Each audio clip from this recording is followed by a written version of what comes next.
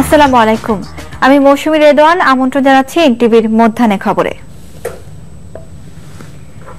সরকারের মেয়াদ যত ফুরিয়ে আসছে, জনমনে ততই আশঙ্কা বাড়ছে সংঘাতে। অথচ গত 2 বছরেও তত্ত্বাবধায়ক সরকার প্রশ্নে একমত হতে পারেনি সরকার ও বিরোধী দল। তাই সরকারের মেয়াদ ফুরাবার 2 মাস আগেও কোনো আশাবাণী শোনাতে পারছে না কোনো শিবিরই। আহমেদ সাগর জানাচ্ছেন বিস্তারিত। দেশে দিন দিন বেড়েই চলেছে রাজনৈতিক সংঘাত। গত 2 দশকের অধিকাংশ সময়ই দ্বান্দ্বিক অবস্থানে দেখা গেছে সরকার ও বিরোধী দলকে। একে অন্যকে ছাড় না দেওয়ার মনোভাবের কারণে কোনো সময় তা রূপ নিয়েছে রক্তক্ষয়ী সংঘর্ষে। বিশেষ করে কোনো সরকারের মেয়াদ ফুরাবার সময় এলে মানুষের মনে এ নিয়ে বাড়তে থাকে উদ্বেগ, উৎকণ্ঠা। 1996 সালের অচল অবস্থার পর 2006 সালে রক্তক্ষয়ী সংঘর্ষের মধ্য দিয়ে যেতে হয়েছে দেশবাসীকে। বর্তমানে আরেকটি সরকারের মেয়াদ প্রায় শেষের দিকে। দিন যতই ঘনিয়ে আসছে, ততই সংঘাতের আশঙ্কা বাড়ছে জনমনে। গত কয়েকদিনে সরকার ও বিরোধী জোটের 2 প্রধানের বক্তব্য সে আশঙ্কা আরো বাড়িয়ে তুলেছে।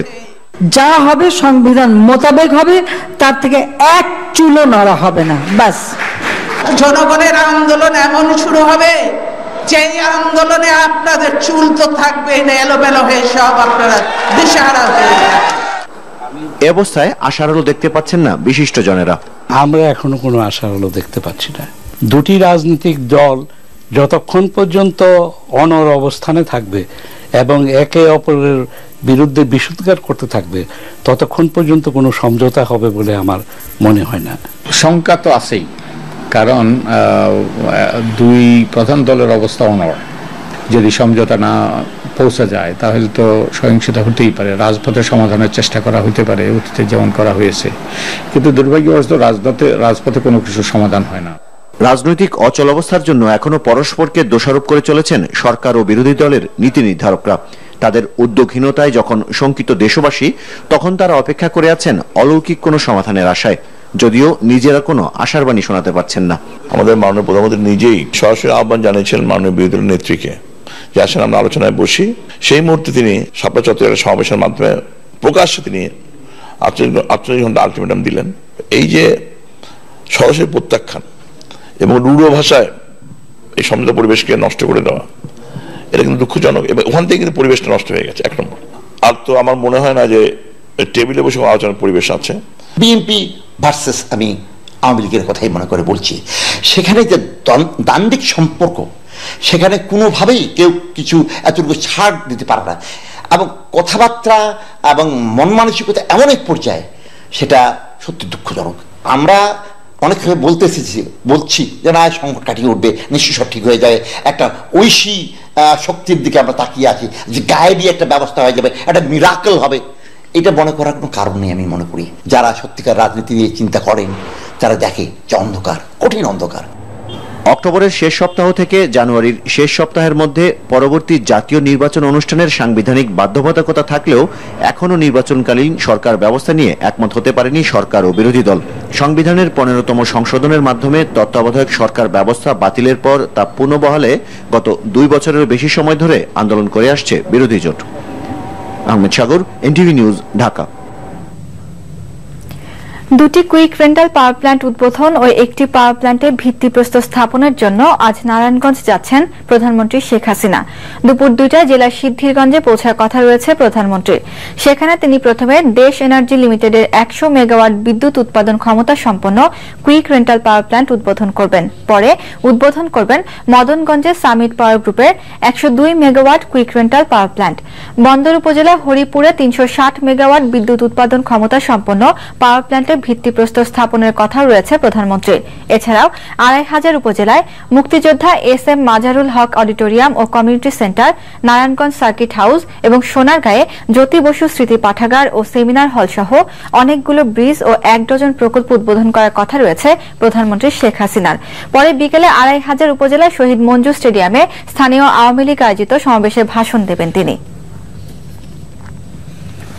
ভারতের কেন্দ্রীয় সরকারকে অনাপত্তি জানিয়েও গত সপ্তাহে ভারত বাংলাদেশ স্থল সীমান্ত চুক্তি সংক্রান্ত সংবিধান সংশোধনী বিলটি রাজ্যসভায় উত্থাপনে বাধা দিয়েছে পশ্চিমবঙ্গ সরকার। কলকাতার প্রভাবশালী পত্রিকা আনন্দবাজারে প্রকাশিত এক নিবন্ধে এই তথ্য জানিয়ে মমতা সরকারের এমন উল্টো আচরণে বিস্ময় প্রকাশ করা হয়েছে। নিবন্ধটিতে বলা হয়, তৃণমূল সরকার ক্ষমতায় আসার ঠিক ৩ মাস পরে স্থল সীমান্ত চুক্তির ব্যাপারে রাজ্যের সম্মতি চেয়ে ২০১১ সালে ১৫ আগস্ট চিঠি পাঠিয়েছিলেন তৎকালীন পররাষ্ট্র সচিব রঞ্জন মাথাই। উত্তরে ২০ আগস্ট পশ্চিমবঙ্গের তৎকালীন মুখ্য সচিব সমর ঘোষ লেখেন, খসড়া চুক্তির ব্যাপারে রাজ্য সরকার সম্মতি রয়েছে, অথচ কেন্দ্র এই বিষয়ে রাজ্য সরকারের সাথে কোনো আলোচনা করেনি এমন অভিযোগ তুলে গত সোমবার বিলটি রাজ্যসভায় উত্থাপনে বাধা দেন তৃণমূল সদস্যরা। এদিকে তাৎক্ষণিক এক ব্যাখ্যায় মুখ্যমন্ত্রী মমতা ব্যানার্জি বলেছেন, সেই চিঠির খসড়া তৈরি হয়েছিল আগের সরকারের সময়। সেটির বক্তব্যে বাম সরকারের মতামতেরই প্রতিফলন থেকে গিয়েছে। তবে মমতা ব্যানার্জির সম্মতি নিয়েই ওই চিঠি তৈরি করা হয়েছিল বলে জানান সিপিএম পলিট ব্যুরো সদস্য সীতারাম ইয়েচুরি। এদিকে বর্তমান সরকারের আমলে ভারতের সাথে সীমান্ত চুক্তির বাস্তবায়ন হচ্ছে না বলে মনে করছেন পররাষ্ট্র বিশ্লেষকরা। সেই সাথে তিস্তা চুক্তির ভবিষ্যৎ পুরোটাই অনিশ্চিত বলে মনে করছেন। মমতা ব্যানার্জি তার অবস্থান ক্লিয়ার করেছে যে বাংলাদেশকে সে একটা বৈরী বা বাংলাদেশের সাথে চুক্তি করাকে তিনি বৈরিতার দৃষ্টিতে দেখেন। তৃণমূল এটার বিরোধিতা করছে, তা হচ্ছে এই যে সিপিআইএম এই চুক্তিকে সমর্থন দিয়েছে। রাজনৈতিক ও অর্থনৈতিক কারণে ভারতের কংগ্রেস সরকার বর্তমানে সবচেয়ে দুঃসময় পার করছে এবং তাদের সরকারের এই শেষ সময়ে এসে বিলটি আর তারা সংসদে তুলবেন না বলে মনে করছেন বিশ্লেষকরা। তাই নিকট ভবিষ্যতে চুক্তি বাস্তবায়নের কোনো সম্ভাবনা নেই এবং এর জের দুই দেশের আগামী জাতীয় নির্বাচনেই পড়বে বলে মনে করছেন তারা। কংগ্রেস এখন বাংলাদেশের সাথে স্থল সীমান্তের চুক্তি বাস্তবায়নের ক্ষেত্রে সম্পূর্ণ ব্যর্থ হয়েছে। আগামী দিনগুলোতে আরো কঠিন হয়ে যাবে।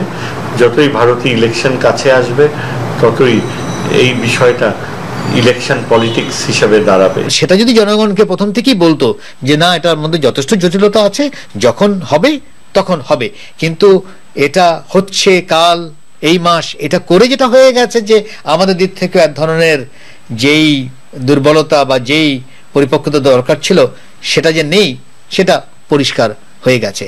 এখন দুই দেশেরই অপেক্ষা করতে হবে নির্বাচন পর্যন্ত।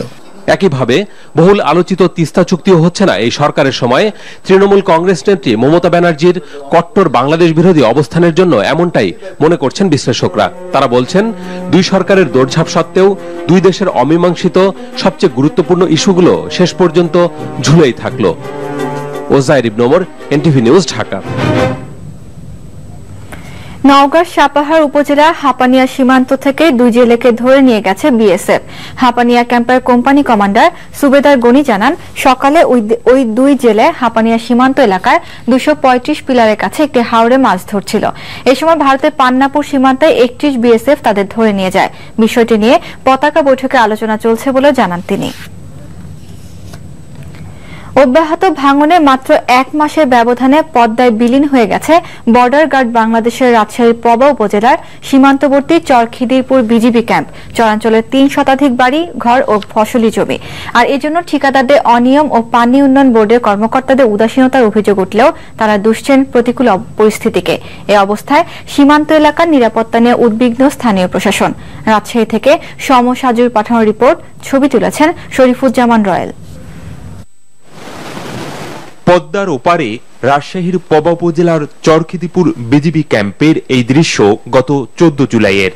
সেদিন পদ্মা থেকে বিজিবির গুরুত্বপূর্ণ এই ক্যাম্পটির দূরত্ব ছিল 700 মিটারেরও বেশি, আর আশপাশ এলাকায় ছিল বিস্তীর্ণ ফসলি জমি।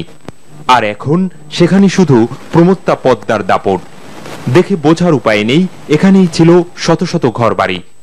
চোখের সামনে মাত্র 1 মাসের ব্যবধানে সবই চলে গেছে পদ্মার পেটে। এখানে বছরের পর বছর মাথা গোজার ঠাঁই ছিল যাদের, শেষ সম্বলটুকু রক্ষা করতে পারেনি তারা।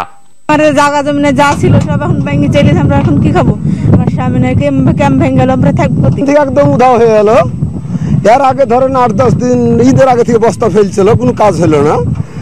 আমাদেরকে বললে ভাঙবে না, তাও তো বাড়ি ঘর সব ভেঙে গেল, চার ভেঙে গেল, থাকার জায়গা নাই, ক্যাম্প ভেঙে গেছে। এখানে আপনারা দেখছেন যে নদীর উত্তাল স্রোত এবং এখানে নৌকা বা বালির নৌকা মানে ডুবেও যাচ্ছে। এইভাবে পাড়ি দিয়ে অনেক দূর থেকে 10-12 কিলোমিটার দূর থেকে এই বালিগুলি আনতে হচ্ছে। এদিকে সীমান্ত রক্ষায় গুরুত্বপূর্ণ ক্যাম্পটির এই পরিণতিতে বিপাকে পড়েছে বাংলাদেশ বর্ডার গার্ড কর্তৃপক্ষ। ইতিমধ্যে মালামাল সরিয়ে নেওয়া হয়েছে প্রায় আধা কিলোমিটার দূরে অস্থায়ী ক্যাম্পে। আমরা সবসময় যখন একটা ক্যাম্প যে কারণে ছিল, ক্যাম্প যখন ভেঙে যায় সেই কারণটাই তো উদ্দেশ্য আর থাকে না। তারপরেও আমরা আমাদের সিস্টেম আছে, সিস্টেম অনুযায়ী আমরা যেভাবে প্রোটেকশন, নিজেদের নিরাপত্তা রক্ষা করে আমরা আমাদের দায়িত্ব পালন করব, এটা তো অবশ্যই করব। কিন্তু স্বাভাবিকভাবেই যে ফ্যাসিলিটিটা আমার দরকার, প্রশাসনিক ফ্যাসিলিটি, সেটা তো আর থাকছে না। এদিকে ঘটনাস্থল পরিদর্শন করেছেন পানি উন্নয়ন বোর্ডের মহাপরিচালক। অভিযোগ খতিয়ে দেখার আশ্বাস দিলেন তিনি। তদন্ত করে পুরো বিষয়টা নিয়ে কে দায় দায়িত্ব নিরূপণ করে সেই অনুযায়ী আমরা আমাদের যে বিভাগীয় যে ব্যবস্থা আছে সেই ব্যবস্থা আমরা নেব। কন্ট্রাক্টরের বিরুদ্ধে প্লাস আমাদের ডিপার্টমেন্টে যদি কারো গাফিলতি থাকে সেটার ব্যবস্থা আমরা নেব। প্রকৃতির সাথে যুদ্ধ আর ঘুরে দাঁড়ানো, এ বৃত্তেই জীবন গাথা চরাঞ্চলের এসব মানুষদের। পদ্মার ওপারে সীমান্তের গুরুত্বপূর্ণ চরগুলো রক্ষায় কার্যকর ব্যবস্থা নেবে প্রশাসন, এমনটি চাওয়া ভুক্তভোগীদের। NTV news desk. আন্তর্জাতিক।